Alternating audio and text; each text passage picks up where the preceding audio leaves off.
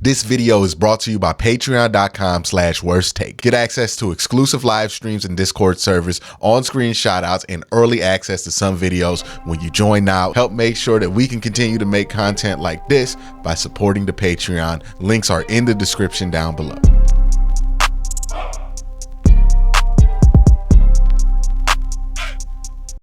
They really got me. They keep getting me. Whenever it comes to defensive tackles, the Browns keep doing this at the most inconvenient time possible, right? I just get done doing a stream on AFC North Talk. Make sure y'all check that out. And then I get done doing a video or recording for a video I'm going to put up on the Cavs burner. Check that out. And I just got done a couple hours ago before the news broke, uploading and publishing a video that I worked very hard on about why every take that you agree with is not necessarily a good take, and why every take you disagree with is not necessarily a bad take, and that we shouldn't, relate those two. So check those videos out. Check that stuff out, all in the description down below. But as always, the same thing happened with Dalvin Tomlinson. They signed Dalvin Tomlinson at the ass crack of night. And today the Browns signed Shelby Harris pretty late at night, for no good reason. Maybe Shelby still lives on the West Coast, so maybe this broke at normal time for him. But for me, it did not. It broke right in the middle of a live stream. So one, what are my thoughts on just Shelby Harris himself? Well, I kind of covered this in my Browns brought in Shelby Harris for a visit video. And my basic thought was, hey, I would love to bring in a player like him. I wasn't 100% sure if the Browns front office would do it, given the predicament that they're in. But given the predicament that they're in, they also have no choice. And after the Hall of Fame game, and after I talked about how Maurice Hurst just hasn't had the camp that we've wanted him to have, he hasn't just immediately snapped back to form from what he was 2 years ago, how this defensive tackle room was starting to look real concerning, not having another definite veteran in the room, right? You already lost Perion Winfrey. Alex Wright has a knee injury, who was going to kick inside, sometimes outside, and help out with the 3-tech role. So like, what was the solution here with 3-tech? Because all you had left was Jordan Elliott, Maurice Hurst, who has not looked great in camp so far. Same thing can be said about Jordan Elliott, and Siaki Ika, who looks good, but looks good in a very defined, very limited role, which is a nose tackle at this point, right? So Browns really had no options but to get a veteran. They get a veteran, and signing that one veteran changes a lot of the dynamics in the room for the Cleveland Browns. Here's what I mean by this. One, the rotation automatically feels a lot better when we're talking about Dalvin Tomlinson 1, Shelby Harris 2. Okay, we're going to have a competition at 3. Maybe it's still Maurice Hurst. Maybe it's Jordan Elliott. And then you're going to have Siaki Ika in the rotation as somebody to hold the gang down on rundowns. If you want to do a 5-2 front, if you want to have a nose out there, you just want to run heavy. So you have 3 spots that you feel good about, right? Siaki Ika looked good in the Hall of Fame game. You feel decent about his ability to kind of fill what is a pretty basic role in the NFL for somebody his size. You have 2 veterans in the room, and then you have Jordan Elliott, Maurice Hurst, Tristan Hill, all battling it out for that last defined spot.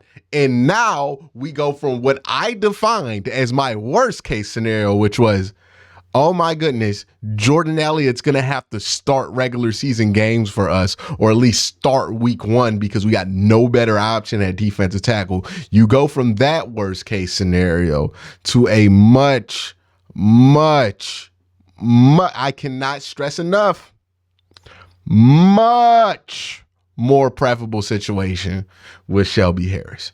Now, why is this so important, right? It's just a 3-tech. It's just a defensive tackle. It's not just that the Browns are excited about. It's not just that Browns fans are excited about. Let's take a look in an overview over the whole roster. You look at the offensive line. You might have your nitpicks here or there about Jed Wills, but ultimately, there's a lot of teams that would love to have our problems at offensive line. Go talk to the Cincinnati Bengals. about the Cleveland Browns offensive line. Hell, talk to the Pittsburgh Steelers about the Cleveland Browns. Hell, talk to the Baltimore Ravens about the Cleveland Browns offensive line. They would love to have our problems. They would love to be complaining about Jed Wills at this point, because if that meant they had the rest of this offensive line, then they'd be set. Again, when we sit here and complain about Jed Wills, we're complaining about rich people problems relatively to the rest of the NFL and the offensive line. Nobody cares about our complaints about Jed Wills, because ultimately we still rich as hell on that offensive line, and that offensive line still gonna be pretty damn good. And we ain't even factoring in that David Njoku's one of the better pass protecting tight ends in all of football. We're fine. We're absolutely fine at offensive line. Nothing to worry about.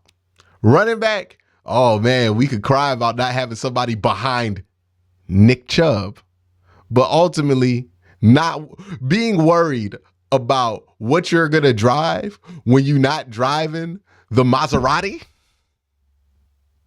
Not really a poor person problem, right? That's another rich people problem for this Cleveland Browns roster, right? Oh my goodness, what we going to do when we not driving the Nick Chubb through the block? Who cares? You have Nick Chubb. It doesn't. You could drive a bucket as long as you got Nick Chubb in the garage, because that's what you're driving every day. You got Nick Chubb. We're fine. We're fine at running back. I promise you, we're fine. All right. Look at quarterback. A lot of people up and down on Deshaun. Not the people who've been watching Deshaun at camp, right? You hear all these up and down opinions about Deshaun from people who are far away from the situation. But just notice, the closer in proximity people are to Browns camp and actually watching Deshaun this year in practice, the less you'll find people being that worried about if Deshaun's going to bounce back. So that tells me that the people who see it every day, they feel pretty good about it. You should feel pretty good about it. Doesn't guarantee a single thing, but you should feel good about it. All right, let's go through wide receiver. You got Amari Cooper, you good there. Got Elijah Moore. You feel really good about that, especially what we've seen in camp. He's looked great. Cedric Tillman's looked good. You can even go to somebody like Watkins. He's been fine. You look good at wide receiver. You feel pretty good at wide receiver. Donovan Peoples-Jones, I almost forgot about him. You feel good. You feel real good about wide receiver. You got enough cars in the garage, and you got enough cars that can do different things in there. Tight end, got David Njoku. You feel good about that. You feel good about Jordan Atkins. All right. All right. That's the whole offense right there. Not a single part of that offense you feel bad about. Now let's look at the defense. Oh, we ain't worried about corner, right? Denzel Ward, Martin Emerson, Greg Newsome. We not worried. We not worried. We got three nice ones in the garage with that. Safety, not the nicest whips in the world, but you know what? We got three pickup trucks at safety, right? Good enough cars, nice enough. You're not stunting on nobody with them. You ain't got no fancy rims on them. But you know what? They're going to get the job done. You got Juan Thornhill. You got Rodney McLeod. Grant Delpit. That's a nice little three-man rotation. Not the best in the NFL, but a nice three-man rotation. Linebacker, I feel like you got a nice rotation at Anthony Walker, JOK, and Sione Takitaki. I feel really good about that. And even at edge, you feel really good about Miles. You feel really good about Za'Darius, Obo, that whole rotation. You could throw Alex Wright in there. You could throw Isaiah McGuire.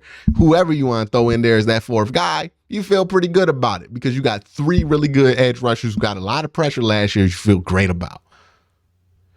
But then the ugly stepsister in this whole picture, right? You see how nice that picture I painted was? I was like, yeah, we got this, we got that.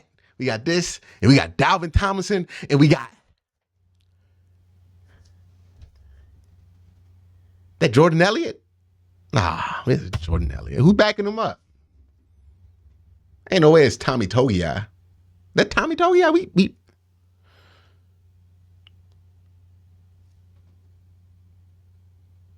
yeah, it's Tommy Togiai. Now we not doing that. Now we can move right on along because that was the final piece that needed to be fixed, that needed to be brought up to par. This is like a home renovation. And for years, the Browns' home renovation has been stalled because we could not get a quarterback. For years. right? We trying to fix the house. We put all this nice shit in the house, but we ain't never had a quarterback. Finally got the quarterback. Okay, we got the quarterback.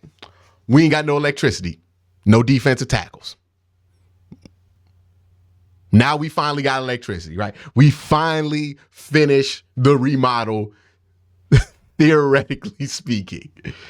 Now you're not doing that. You're doing, we got Dalvin Tomlinson and we got Shelby Harris coming behind him, Siaki Ika, who we drafted in the third round, and then we're going to have either Maurice Hurst, who will be an excellent person to be on this third man rotation, or Jordan Elliott, who doesn't bug you when he's the last man in the rotation.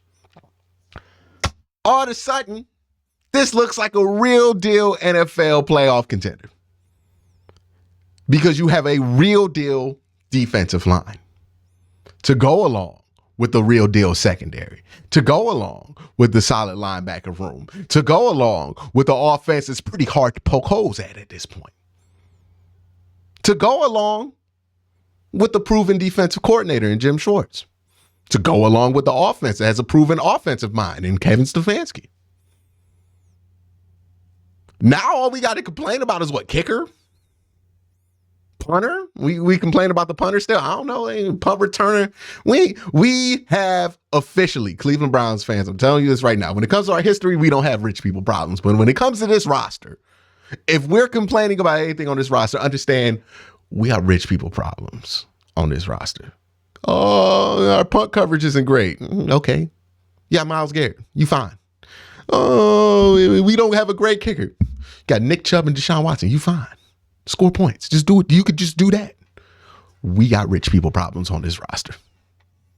So next time you fix your lips to complain on Twitter about something you find in the roster, just know signing Shelby Harris was the nail in the coffin. Like, your time to complain about the roster was before they signed Shelby Harris, because now we ain't got a single damn valid thing to complain about with this roster. We really don't. The roster is good. And that goes for Kevin Stefanski, because now the roster can't be the issue. For years, he didn't have a quarterback to run the system. Now he got a quarterback.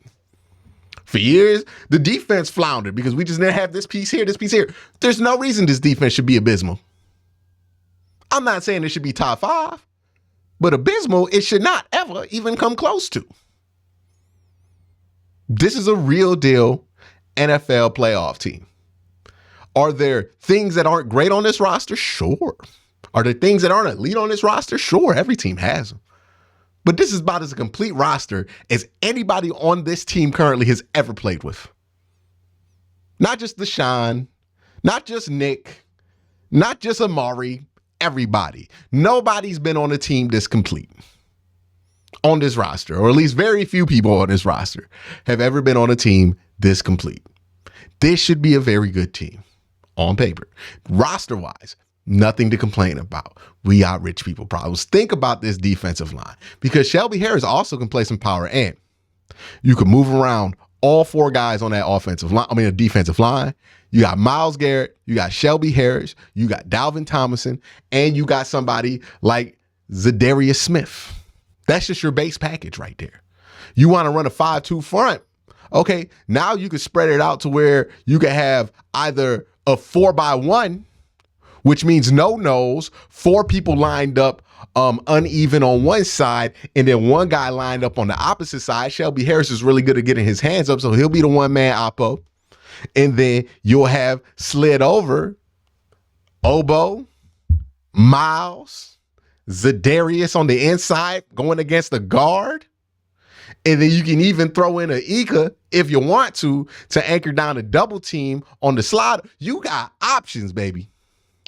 This defensive line has options. The reason Myles Garrett has led the league in double team rate isn't because of a lack of creativity. You could be creative as you want. Well, not really. You can only really be creative if you got the tools to be creative. I can't paint a picture without a paintbrush. And no defensive coordinator has had a proper paintbrush for this defensive line. We can't do all this 3-by-1 stuff and have guys over here because we don't have guys who can do that. All we can do is run base. Maybe a little linebacker blitz. Maybe a 3-by-1 every once in a while, but we can't run no 4-by-1. We can't do that. We can't get creative. We can't do none of that creative stuff that other teams do to force single teams with their elite player. Well, now getting a guy like Shelby Harris helps you be more creative so you can find situations to put Miles one-on-one. Or maybe it's not about putting Miles one-on-one. Maybe it's about isolating the attention and letting Zadarius Smith, who's one of the best against a guard, go one-on-one with the guard, especially if you feel like there's a weak guard. Wherever the weakness is on the defensive line, you have a valid option to attack it. You got a bad center on that team. All right, this week's going to be about lining up Dalvin over that center and let him get one-on-one so we can get some pressure up the center, allow them to adjust to that. Then they're going to either crease or slant, and then we're going to have Zadarius and Miles get free. Okay, a team has a bad guard. Zadarius Smith, I'm calling your name. We're going to put you around, move you around. We're going to get you in these packages. We're going to put you next to Miles, so this guard's going to have no choice but to play you up one-on-one. And you're going to beat them. Oh, team got weak tackle, 3x1s, offset. We're going to have you worried about Miles on one side, Obo on the other. Boom, boom, boom. We're going to isolate the problem and attack it. Browns didn't have them kind of options last year. Browns had to pray that a team didn't have a good left tackle or a horrible plan against Myles Garrett in order to get any pressure. Now it's not the same. Jim Schwartz is going to be allowed to be creative. Jim Schwartz is going to be allowed to dig down deep into that bag in a way that Joe Woods never allowed himself to be because he never wanted the personnel that we have right now. This is a very good thing. I don't want to get everybody super excited. I don't want to get everybody talking about top 5 defense. There's still some bad habits. There's still going to be some things, some cracks in the armor. It's not going to change that drastically. Well, it's going to change a lot, but it's not going to change so drastically that you become the 85 Bears overnight. Sometimes I feel like we can get carried away. But what I do want to say is that this team should be very good. Defensive tackle was never going to implode this team or implode this season, but it damn sure shouldn't now. One injury at defensive tackle is not going to implode the season. Hopefully the Browns stay healthy. This should be a good team. Through a significant amount of adversity, if it so happens to them, they should still be able to be a good team. I'm not going to sit here and use one injury as an excuse, unless it's at quarterback. Knock on wood, hope it doesn't happen. But this should be a good team. This really should. This is the final piece that they needed to kind of solidify it all. I don't know if this is a great team. I don't know if this is an elite team, but I know damn sure this is a good team. This is a team that should go over 500. This is a team that really should push to make the playoffs, if not make the playoffs. This is a team that could make some noise. This is a team that, hey, if everything's going well, everybody's healthy, and you're getting great play out the quarterback, you can win the Super Bowl with. This is what we're working with right now. This is what we're working with right now. Let me know what you think in the comment section below. You have a great day. Have an even better night.